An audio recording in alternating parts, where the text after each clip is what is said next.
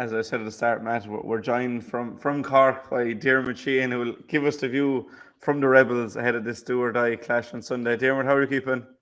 I'm great. Thanks very much, Jack. Thanks for having me on episode 234. Yeah, we were good morning, good morning, Dermot. A while waiting to get Well you done, on, Matt. How are Diarmuid. you? I suppose huge game this Sunday. There's no point putting it two ways. Limerick versus Cork, Gaelic grounds at 4 o'clock. Only one can go through, which will be a first for this Munster round robin. They've in 2018, 19, and last year, the Limerick and Cork have both got through. So it's palpable in the build-up, Diarmuid, isn't it? Oh, it's hard to describe it really. I suppose from a Cork point of view, disappointment after Sunday's result, obviously. But that quickly turned to, we've one chance to go through. Unfortunately, it's Limerick that we have to play and we have to face and we have to beat. Well, technically, I suppose we don't have to beat them. We have to draw, but you're not going to go into a hurling game looking for a draw. So, it's going to be a great occasion. It has to be. I presume there won't be a ticket to be had. I'd say every Cork man who can get these hands on a ticket, or Cork woman for that matter, will get their hands on a ticket, will get one. But there probably won't be that many free around Shannon's side, I assume. No, I don't think so. And I suppose it's one thing John Kiley had kind of half alluded to is the importance of the crowd on Sunday. And from a Limerick point of view, it could be a first time leaving the championship in Munster. But same for Cork, because obviously we've had the back door in the provinces for the last 20 years. So it's kind of unimaginable that on the 27th or 8th of May, Limerick or Cork will be gone from the Munster Championship. Oh, I think it's astonishing. I suppose yet again, that what I call the joke or the standing joke in Cork is that yet again the footballers could be in the race for an All-Ireland glory longer than the hurlers, and who would have thought that? Look, I don't think anybody would have predicted whatever about Cork's participation going in the long run in the championship. I don't think anyone would have predicted that Limerick were one game away from going out in May. So look, I think it's built up. The GAA and the Munster Council, I don't think anyone could have actually asked for this to go any better. It's been an absolutely savage championship, and it's coming down to the wire. And while Waterford have been, I suppose, a disappointment to many, they still have a say in what happens. And God, who would have thought it? Would have thought it at the start of the championship? Yeah, is there any possibility of a Waterford favour, do you think? No, I wouldn't think so. I suppose, look, anything is possible. And in fairness to the Daisha and everybody around there, they must be really hurting. They've had an appalling championship. But really, you just can't see it. Look, if Tipperary wants to be All-Ireland champions, if they want to progress, they want to get to the Munster final, they should be able to beat Waterford based on what we've seen before. Waterford look in disarray, and it doesn't give anybody. Nobody takes solace or nobody takes enjoyment in the fact of one of the major counties in Munster is struggling at the moment. But it's very difficult to see them being able to do anything this weekend. Yeah, obviously, if Tipperary beat Waterford, Limerick and Cork will be a straight shootout for third place. But if you do get a fare from Waterford, there's a chance at a Munster final there. If Tipperary lose, are you echoing Diarmuid's sentiments there and saying there's no hope? Yeah, look, on the face of it, Dermot is right. I don't expect that Waterford will beat Tipperary. Tipperary's, path has been mapped out for them now. They've done the hard work. They've gone to Innis and they've won. They have gone to Cork and they've drawn with the All-Ireland champions. And now, are they going to let struggling Waterford prevent them from getting to the Munster final? I can't see it happening, Jack. I don't think it's a realistic proposition. It's not on for me. and this is no disrespect to Waterford. I think that we should focus on what's going to happen in the Gaelic grounds and a probable shootout for third place. Yeah, and you know that I think it's fair enough to assume that it will be for third place. What's your own feeling just going into the game, considering like Limerick haven't been in this position before, and after the league, and we'll touch on the league, that you would never have thought this would be the scenario, but this is the situation Limerick find themselves in. It is do or die. Oh, it's do or die. It's do or die because John Kiely has been at pains for anyone that was prepared to heed him or listen to him before the championship, that this was going to be one of the most competitive championships, and this is what it has transpired to be.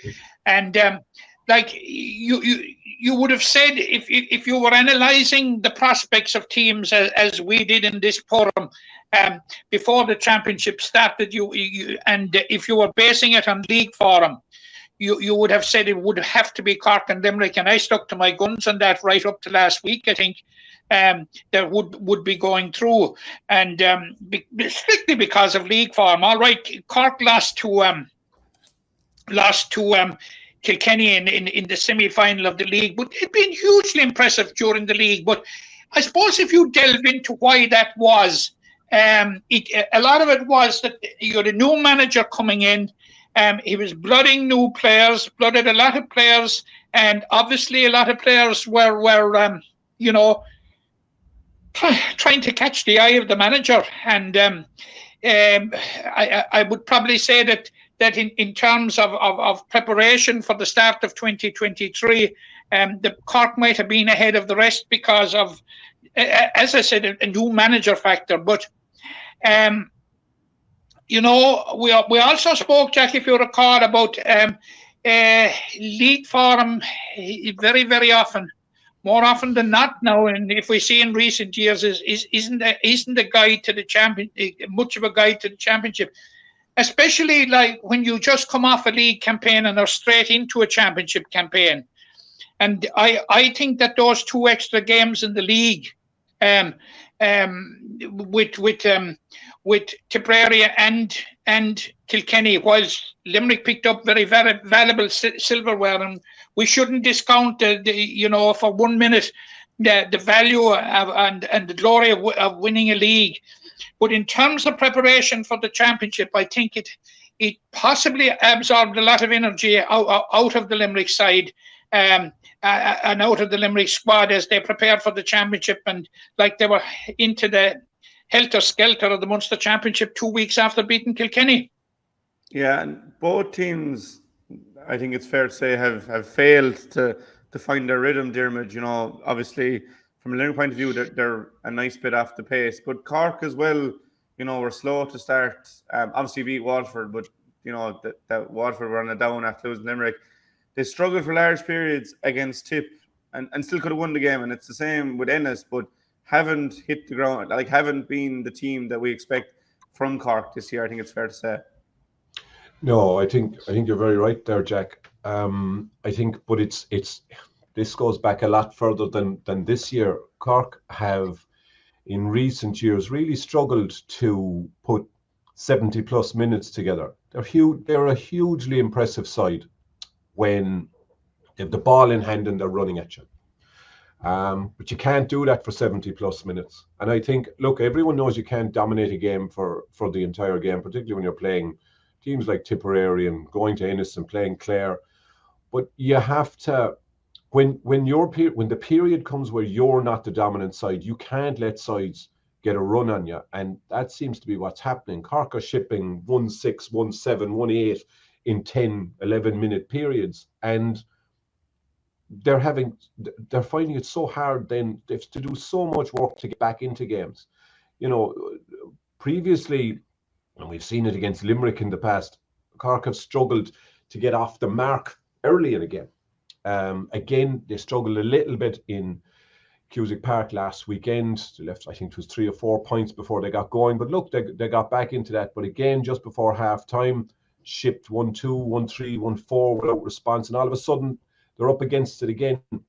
There's no question, they have ability. They have everything you'd need. They have ability, they have passion.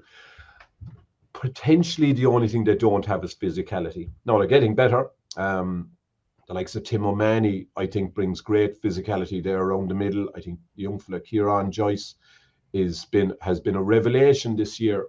Found it a little bit of a struggle last Sunday, but I think it's the physicality is where we're struggling. I think the new manager, as Matt stated, Pat Ryan, I think he's been a serious positive force for Cork, and he will leave no stone unturned this weekend, none whatsoever. I think he'll be ruthless if he needs to be. I hope he'll be ruthless in his team selection, and I think he'll try and get them to a level where they can at least front up to Limerick. I would expect this weekend, I would expect to see Cork front up to Limerick. If they don't, I think they'll be beaten.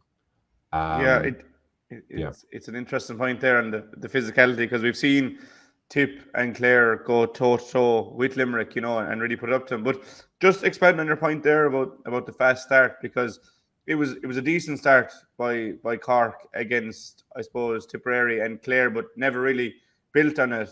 And Limerick have been the same. The only game they started really well was Waterford, and they ended up winning that game. And obviously Cork were very good against Waterford. But how important is a good start on Sunday with the two teams kind of lacking in a bit of confidence, I'd say, judging by their performance, that, if they see themselves going behind, that they might think this is it, or if conversely, if they go ahead, they'll be looking at the other team saying, let's lay down a marker and get so far ahead that their heads drop. That, it's always important to get a fast start. But this Sunday really seems like a game that if you get ahead, you could stay ahead for the whole game. I suppose, at the risk of contradicting myself and what I was saying, a fast start is obviously hugely important, right? But for Cork, they don't need a fast start. They just need not to let Limerick get a run on them. So as opposed to them requiring a fast start, what they actually need is to make sure that Limerick don't get a fast start. If Cork are still in this game at half-time, 40 minutes, 50 minutes, and they haven't let Limerick run at them, bully them, and get into one of those periods where, Kyle Hayes knocks over 3 points from distance, and all of a sudden they're 4, 5, 6 points behind, and chasing. If they can avoid that, they have every chance here. But they have to. So I would say it's more 70, 75 minutes of consistency rather than needing, a 10-minute burst at the start. Because invariably what seems to be happening is that 10-minute burst at the start is being followed by 15 minutes of sluggishness, and therein lies the problem. Yeah, Matt, Diarmuid has said there about the fast start, but again, it's probably more so who can be the more consistent over the 70 minutes, is it? Yeah, I suppose it's at the end of the day, you can talk about the fast start all you like, but it's who finishes the strongest that that ultimately decides most games. But Diarmuid touched on a few things there, and he talked about man up to Limerick, and I think the one ingredient that probably Cork are missing to a certain degree, but they have improved on it, is their physicality. And physicality is so important when playing Limerick. But I think, having said that, that has been offset by a newfound resilience in Cork. Because if you take the game against Tipperary, they went 5 points down late in the game and came back. Against Clare at one stage in the second half on Sunday, they were 8 points down and came back. And I take the point that Diarmuid is making, that they shouldn't be letting themselves get into these positions. But they certainly have a newfound resilience, because Cork teams in the past would have succumbed in those circumstances. But yeah, look, a fast start is important, very, very important. But look, Limerick and Cork have been around for so long that a fast start by one or the other isn't going to derail the other, and they're too experienced for that. But I would be more, far more concerned with a strong finish, and very, very importantly so. And John Kiely touched on it last Sunday. Jack, and you were there, about the importance of those coming off the bench. And this may very well decide this game. And like heretofore, as we saw in the All-Ireland semi-final in 2018, when Seamus Hannity had to come back on limping, Cork were devoid of a bench, but like that has all changed. Because if you see who they sprung from the bench last Sunday, Shane Kingston, 𝘕𝘰𝘦𝘬𝘭𝘴 Shane Barrett, Timmy Mahoney, as Dermot referenced there earlier on, Brian Hayes, you know, like both benches are very, very, very strong. Like the Limerick bench was the envy of all counties. But I think that's something that other counties have closed the gap. They've closed the gap in physicality, other counties, and they've also closed the gap in the strength of their respective benches. Yeah, I'd something I'll throw to you there, Diarmuid, because it was noticeable watching Clare and Cork, seeing those calibre of players coming on. First and foremost, can you see any of those boys starting? Because we know 𝘕𝘰𝘦𝘬𝘭𝘴 has had a good record, and when he was missing in 21, it was an awful pity for him. And Shane Kingston has a good record against Limerick as well. So do you think Pat Ryan will leave those in reserve, or do you think we could see a few from the start? I know that I've spoken to Matt on a few occasions. Matt's a big 𝘕𝘰𝘦𝘬𝘭𝘴 fan. So he probably won't want him to start, right? Yeah, look, Cork are, look, there's absolutely no question. I had the privilege of, like most of us, interviewing managers over the years, and John Meyler. I spoke to John Meyler after he released his book, I think it was 2021, and asked him what his biggest regret was. And you won't be surprised, his biggest regret, I'd say it was nearly in his life, but definitely in his managerial life, was that 2018 game above in Croke Park, and his lack of a bench. And I suppose, without blaming Mr. Hannity, the aforementioned Mr. Hannity, you know, Cork didn't have to bring on an injured player that day, you know, but they chose to do that. And I think Meyler informed me that day that that was his biggest regret, and that not having a bench. And I know he spoke in the press conference after that game about Cork's lack of a bench, and that was something that he was going to try and address. Obviously, we're two more managers down the road now, and I think if you look at Cork's bench, I think Cork's bench stands up to Limerick's bench. I don't think there's any question about that. You mentioned already Tim O'Mahony, or I mentioned Tim O'Mahony, Alan Cadigan, Shane Kingston, Shane Barrett. These are great players, but they're not all playing, like, at the risk of singling one out, I don't think Shane Barrett has played very well after playing a superb league.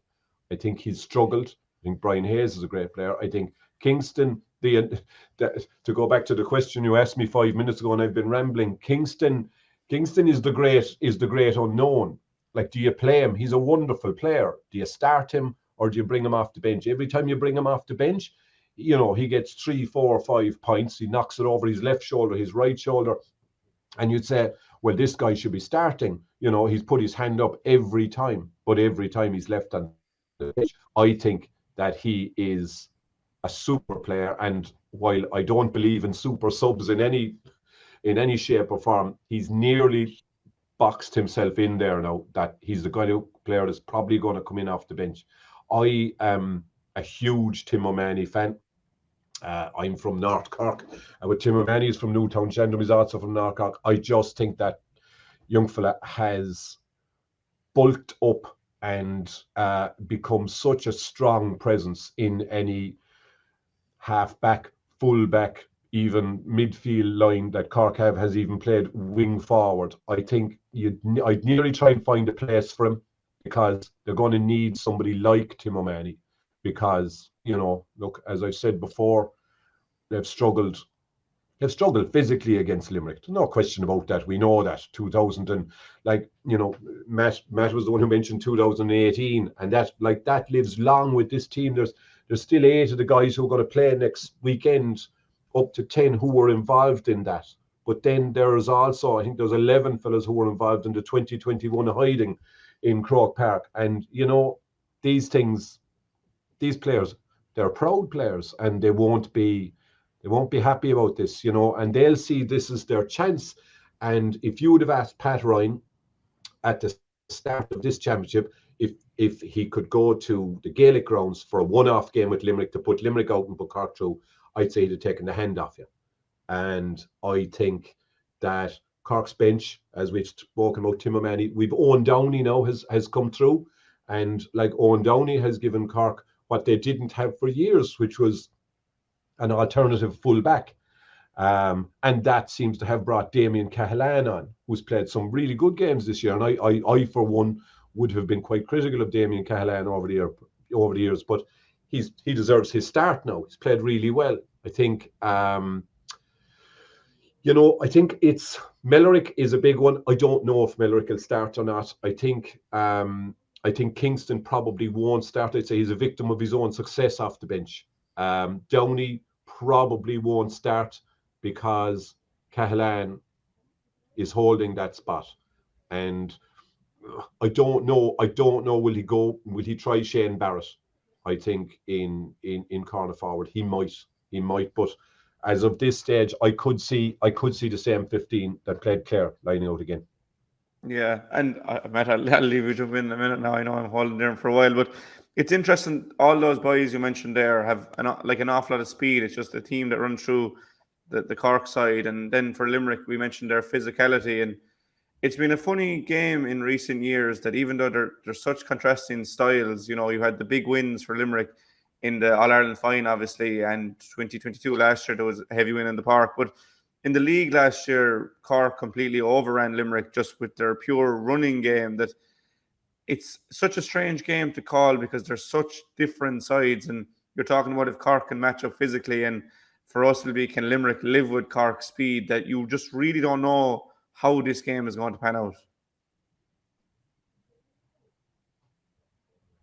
I'll get one to jump in there.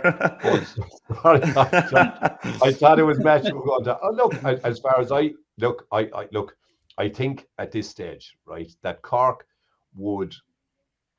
I think Cork have improved. Of that, there's no doubt. I think they're, you know, unfortunately they lost in Ennis the other day. I actually think they're a better team than Clare. I think that they're up there in the top 2-3 in the country. I think, you know, a disrespected league kind of showed that for long periods. I think that Pat Ryan has got them going in the right direction. I'm not saying that Mr. Kingston before him hadn't, but I think they've made substantial leaps forward in their panel. I think in their tactics. However, Cork are a running team, right? That's the way they play the game. They go for, we'll say, what I call lighter, faster hurlers. Limerick don't go that way. They're more, there's many words I can use. They're physical. They're a more physical side, obviously, than Cork, right? Can they live with Cork? Well, I think they've shown over the last number of years they most certainly can live with Cork. I don't think there's any question about that. The question is, can Cork live with Limerick? Like, you know, I'm looking there at you look at the Limerick team that lined out the other day, right? And while, you know, like all of us, a lot of them have become household names. When you look at the likes of, you know, a Casey, a Morrissey, a Burns, a Hannon, you know, a Hagerty, a Lynch, Morrissey, Gillan, Flanagan, and Casey. If you were to go out and pick 15 hurlers from anywhere in the country to put a dream team together, you know, pretty much all of them would be on it, right? We don't have that luxury. What we have is, I'd say at this stage, what Cork have is they're fed up of losing to Limerick when it matters. I think they believe that they can beat them. I think they believe that they can beat them in the Gaelic grounds. And I think that, I genuinely think, even though the bookies will disagree with me, I think they've a great chance. Do I think they're favourites? No. Do I think that they'll need Limerick to be off the boil a bit? Yes, I do think that. I think if both teams come in and play to their best game, I think Cork lose. I think Cork need Limerick out of the championship to win the All-Ireland Championship. And this is their chance. Yeah, it's a big chance. Matt, I'll throw it to you there for a second because I've hugged Diarmuid to myself there for a while. Yeah, well, like John Kiely is going to have a small bit of a selection dilemma. First of all, he had a bit of a selection dilemma last last week in replacing Sean Finn, but I suppose it was clear cut that Mikey Casey was going to come in. It was just a question of where in the full back line he was going to come in. Now, the dilemma that he faces in terms of selection going into the Cork game is that after the performance in Thurles last Sunday, Cathal O'Neill has to be accommodated on the starting 15.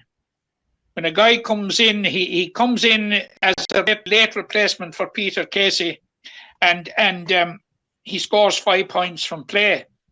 And we saw a very, very, very important cameo performance by Graham Mulcahy. 2 points, setting up another vital point at a vital stage in the game.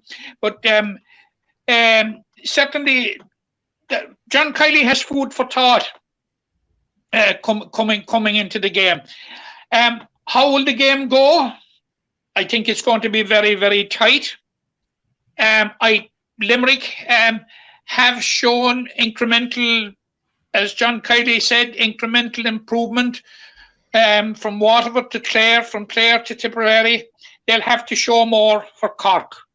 I think they're capable of doing it, but it's not what you're capable of doing on the day, it's what you do on the day. I think if Limerick play to their potential, they'll win. If not, they're in trouble. Yeah, I think both of you are on the same page there in terms of if the sides can play to their best, it's Limerick, but anything less than that will provide an opening for Cork.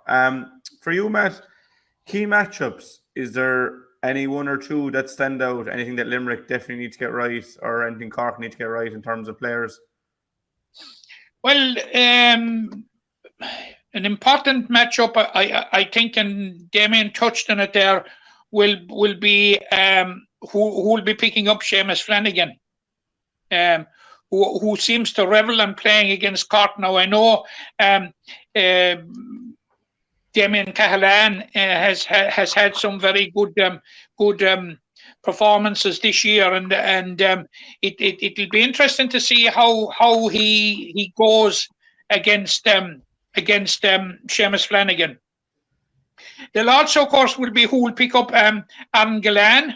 Will it be a direct Sean O'Donoghue, the team captain? I think it will be very, very important, and again, Dermot touched on it. He's a player that I have absolutely the utmost respect for, and I think he's going to be an absolutely fantastic player, is that Kieran Joyce is not allowed to impose himself on the game, which he can do. And despite what Dermot says, he did so for quite a while on Sunday, but maybe didn't do so for the 70 minutes.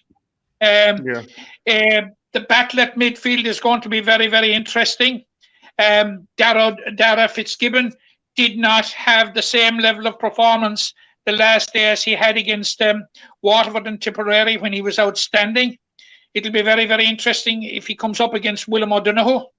Look, if you look at the cast on both sides, Jack, and see the potential matchups, there's going to be a myriad of them around the place. Oh yeah, it's very exciting to see how the teams match up. I suppose Matt spoke there about two Limerick forwards in particular. For you, Diarmuid, the Cork forwards, obviously Patrick Horgan has been reinstated, but who do you see as, I suppose, the match winners and the ones that Limerick do really need to keep close tabs on? Yeah, I suppose I go back to what Matt said. We talk about the forwards, but I think Dara Fitzgibbon's contribution or potential contribution to this game will be massive. I think Fitzgibbon with the ball in his hand running is pretty much an unstoppable force. He doesn't do it all the time. Obviously, the better teams will focus on him, but he can rack up 3, 4, 5 points very quickly from midfield. He can get a goal for you. I think up front, Horgan is obviously massive for Cork. I think, and I will say that I would have been happy enough with the decision not to play him from the start every time last year. I thought that he was I genuinely thought, like some people thought, you know, he might be coming to the twilight of his career, but the man has just flown out of the traps again this year. Great goal last weekend after a poor penalty. I think he's obviously going to knock over pretty much every free he's offered. And I think he might be offered quite a few frees up there. I think for me, Seamus Harnedy and Declan Dalton are the two players that can win this for Cork. I think Dalton has really come into his own in the last 12 months, 18 months. From a player that was a bit part player to now, you know, one of the starters, one of the first on the team sheet. I think Dalton is he gives you everything. He's physical. He can knock frees over from his own half. He can from play. He can score from anywhere, and he's, as we saw the weekend, but we've seen numerous times, he's good to get a goal. I think Harnedy has been outstanding this year. Another player that I thought was coming to the twilight of his career, I suppose. Age-wise, he is, but again, just his ability to just inspire the team. You know, if Harnedy knocks over a point in the first minute, the fist goes up. You know, if he knocks over a point in the 70th minute, it's the same thing. He's on it from the start. Look, these players are going to be targeted, are going to be man-marked out by Limerick, as one would expect, right? For me, Cork's strength is in the spine, straight up the middle. I think from Cahalane needs to play well. Patrick Collins in goals needs to find his man. Cahalane needs to play well. I think Joyce, this is going to be the biggest test Joyce has faced so far, and I think he needs to. I think he'll stand up. I think he learnt from last weekend. There was a few mistakes, but you know what? He's only a young fella, and he's playing at a seriously high level now. I think Fitzgibbon through the middle. I think Harnedy at centre forward and Horgan at full forward. That's a pretty impressive spine to any team. They just need to work it. They just need to work it through. If we've a solid look, go back to 2018, 2021, 2020, any year you want to pick, Cork struggles started with their backline, right? And I think while all woes haven't been put to the side, they have a much better backline and a much more solid set seven from midfield back than they've had for many a year. And I think, you know, so it's focus now. We'll start turning on the forwards to see what they can do. Again, I think Horgan, Conor Lehan can be in and out, to be fair. Luke Meade, again, are we going to see Kingston start, Barrett start? I don't. I think that they won't. I think as I said earlier on, I think we'll go with the same 15 or very close to the same 15. And I think that's kind of where it comes down to. Conor Cahalane is another young fella with great potential, but you know, we need to start seeing more than potential now at this stage. Yeah, it's a stacked team, whatever way you look at it. We went through it in depth there, Matt. I think you want to get in one before we let Diarmuid go. Just 2 points I want to make, Jack. We've name dropped players from both sides there. I think probably Limerick's most influential player in the championship to date has been Tom Morrissey. Yeah, who's been absolutely outstanding in every game, and like the way he moves around and the ground he covers, he's going to be very, very hard to match and to mark, and it'll be very interesting to see who will Cork delegate to pick up Tom Morrissey, because whoever it is going to be in for a very busy evening. He will see an awful lot of the Gaelic grounds. And the second point I want to make, just a little nugget of information that I came here, and I just throw it out to Diarmuid as well. That Diarmuid Burns has scored 198 in the championship, and is the leading defender, leading scorer from defence. The leading, you know, he has surpassed Seanie McMahon, who scored 97 points in his career with Clare, and he has played, I think, 15 or 16 games less to date. So Diarmuid Burns is a very, very important part of very, very important. We've lost Matt there as Part of Limerick's ammunition. When you get, from the half-back line, I know a lot of them are from frees, but he's stroking him over from play as well. Very, very important player. Yeah, no, Diarmuid is hugely important. There's no doubt in that. And look, there could be a case where someone comes out of the blue that you're not expecting a huge game from, and it could be because it's anyone's game, as we said. But before you go, Diarmuid, who will win and why? I can answer that. I can answer that 2 ways. I have to live here, Who will win and why? I think Limerick will win. And I think Limerick have to win. Of that, they don't win, they're out. I think that they need to put in their best performance of the year so far. I don't think there's any question about that.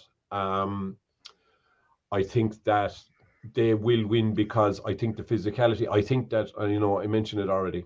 I just don't think we're at that level yet of physicality. Of just our game is an exciting game. It's always been an exciting game. Cork in full flow. Red's a primary colour for a reason. Cork in full flow is an impressive sight. I think that a packed stadium will suit them. I think they need to get, we mentioned the fast start. It doesn't need to be a fast start, but they just cannot go behind early. They cannot go, behind by more than a couple of points early. They have to be able to stick at this. I think that they're capable. But I think the bookies rarely get these things wrong. And I think that looking at Limerick, you'd have to say that they're favourites and they're justifiable favourites. And it's unfortunate from a Cork point of view that it's come down to this game. But again, I go back to the point I made earlier on. If you offered Pat Ryan one chance to go through and take out Limerick at the start of this season, he would have taken it. I'd say no problem whatsoever. So I think that there's belief there. I think the Cork will have to play the best game that not only that they've played this year, but the best game they've played in years. I think that history is against them. I think that pretty much everything is against them, actually, if you come to think of it. But I think that, a packed house full of people in green with a smattering of red here and there, I think might just suit them, right? But I think, look, ultimately, you'd have to say that Limerick are favourites. Limerick are the likely winners. And if they do win, I hope it's by a small margin. I don't want to see Cork getting a pasting here because they don't deserve that actually at this stage. Whereas I think that, I can't see a draw. I don't see a draw. And I suppose I don't see Limerick going out this early either. So for me, I think it's Limerick going through and Cork unfortunately going out, and we'll just have to turn our attention to the big ball. But we'll see. Yeah, I'm sure you won't be too disheartened to be wrong if your prediction doesn't come true. And I think there's a slight bit of cuteness in your answer as well. But Matt, I'm sure you would be agreeing. I was just about to weep for Dermot there. Just about, the tears were coming. Yeah. Oh, it's a very emotional time for us, Matt. It's very emotional. As I say, we started with a win. We had a draw, which we could have won. We had a loss, which we could have drawn, and we could have won. And all of a sudden you find yourself playing the All-Ireland champions and looking like, and up against it. And, listen, Matt, I've listened to you now for long enough. You don't need any pointers on playing the poor mouth with me. Poor. I was listening to you there at the start talking about poor Limerick. Jesus, you'd wonder had you ever won an All-Ireland? Yeah, we waited long enough to get that first yes. one. But Matt, before we let Diarmuid go, I'm sure you'll be happy if his prediction comes true. Well, yeah. I said it earlier on the cast, Jack. My summation of it is Limerick will have to produce a performance better than the 3 performances to date in the championship. Now, last Sunday was the best performance of the 3, which is encouraging, but it has to go up another notch. Anything other than a top-class performance from Limerick, and I feel they're in trouble, Jack. Yeah, but I expect that they will produce that performance and just get over the line.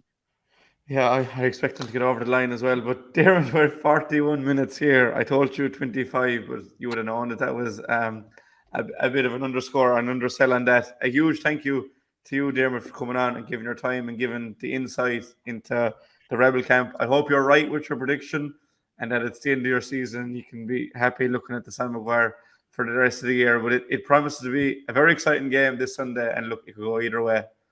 Look, Diarmuid, thanks very much, lads, for having me on. It's been a pleasure. I think, to be fair, I think that hopefully we'll be all blessed enough to be sitting in there on Sunday, and I hope I'm very wrong, and I hope that Pat Ryan points it out to me that I've been wrong, and I'll take it on the chin and move on. I do think we have a chance. I think we have a very good chance. But I just look, we're not favourites. That's the fact, right? But look, stranger things have happened. Yeah, definitely. Look, it's great to have a Munster Championship knockout game, even within the round robin. We got a load of games and we still have a knockout game in the final round. So we look forward to it. Diarmuid, it's been a pleasure and we'll talk to you soon. Thanks, lads. Thank you. Cheers, Dermot.